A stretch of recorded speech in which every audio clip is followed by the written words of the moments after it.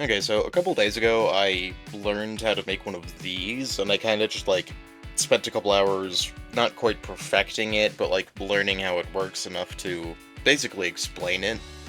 And that's what I wanted to do in this video. Now, I wanted to go over some of the features of this one before I explained how it works, just so you can see the final result first. And this one can go forwards, and then if I hit S, it can go backwards. It's just going to take a second, though, because, well, it's an engine. It's going to take a second. And then it can go fully backwards, it can go forwards. I have this little, like, brake pad on the front there. Well, actually, it's the back, but, like, we can... Oh, that seemed to jam it, but it's fine. Usually what that does is it just applies pressure to the end there, and then it can just slow down the rotation a little bit, like that. But it's really not too difficult. And so basically what this is this is an inline 4-cylinder piston engine, basically. It uses gimbal thrusters and space thrusters to, like, work. The gimbal thrusters are on negative speed, so it's like pushing it down. And it has a bunch of these little angle sensors. Now, in build mode, it is all upright, in the upright position, and then I have these little servos at each interval to rotate this in an amount of degrees. So this is going to go at the top, like this is just naturally going to be the top.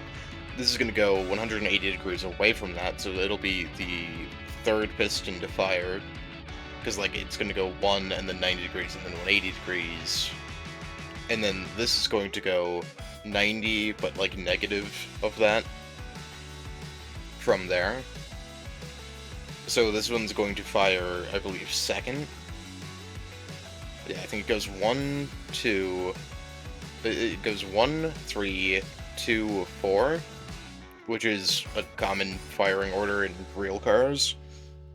And then this one is 180 of this, because, like, the rotation from this applies into this, which is why we have to make this negative 90 instead of normal 90 degrees rotated.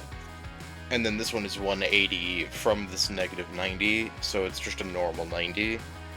And it kind of, like, tunes the engine, so when it spawns in, all of those do their rotating, and now we have one at every angle there, as you can see, but it's not all in sequence, because, like, in sequence would be 90 degrees, 90 degrees, 90 degrees, 90 degrees, and then it would go 1, 2, 3, 4, whereas this goes, what is the button for your mouse again? Is it... not that.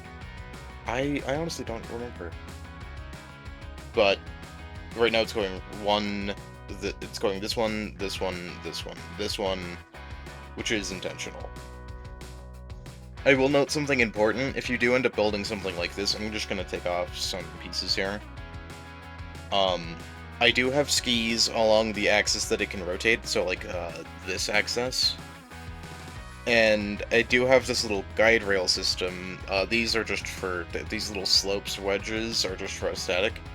But I would like to note that if you end up making something like this, it's very important that the path that the skis travel along is a single block, because if I put in, let's say, a double block right here, they can get caught up on the seam there, and it's just not the best. Like, right there, it just got caught up on the seam.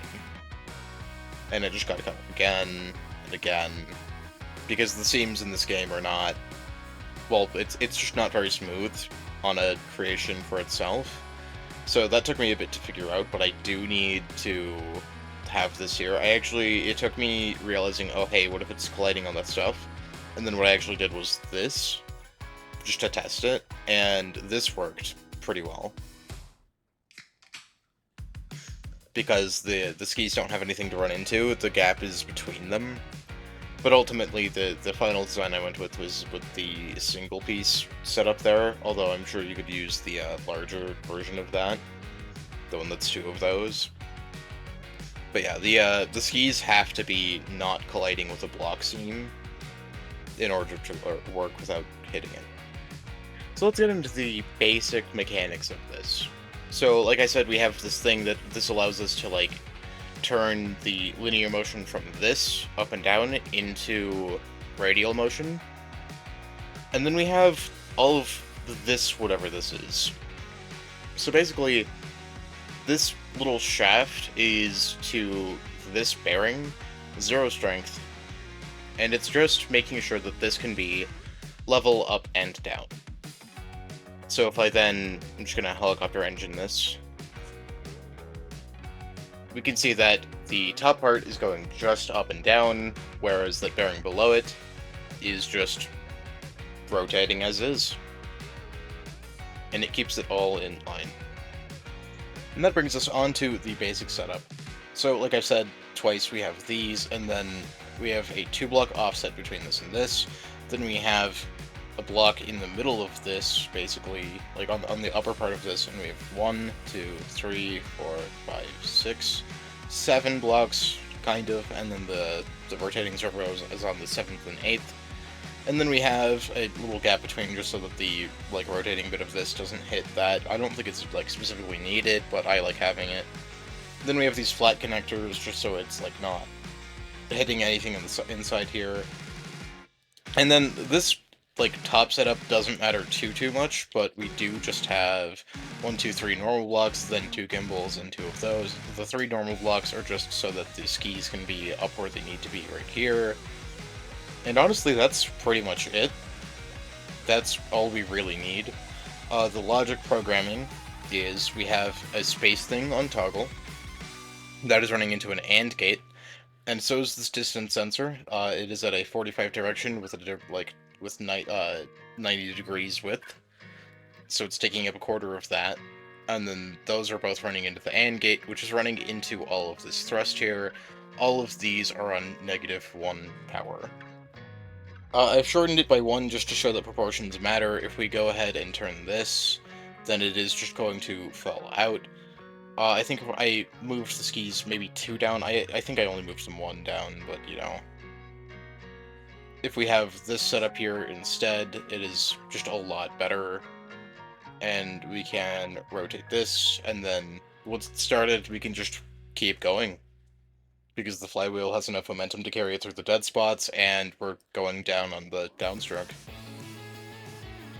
Now, normally when you have something like this, where it's kind of like a creation interacting with itself, you won't be able to have it collide with itself, but because we have the 2 rotation points before it, it acts in, like, the chain series, and the first one can connect to the last one, while the middle one would clip through it, because we can get that, like, separate physics object split twice. If you have any questions about any of this, I encourage you to leave them down in the comments. I kind of want you guys to build your own piston engines and see what you can do. I mean, this design isn't perfect, and it does require you to be, like, perfectly vertically level because of the angle sensor, but I do want to see what you guys can do, and maybe see if you can make, like, a V4 engine, or maybe a V8 if you have enough complexity. I hope you enjoyed watching this, and I'll see ya. Also, P.S., I don't know if I can make a car with this, but you know what, I'll work on it. I'll see if I can.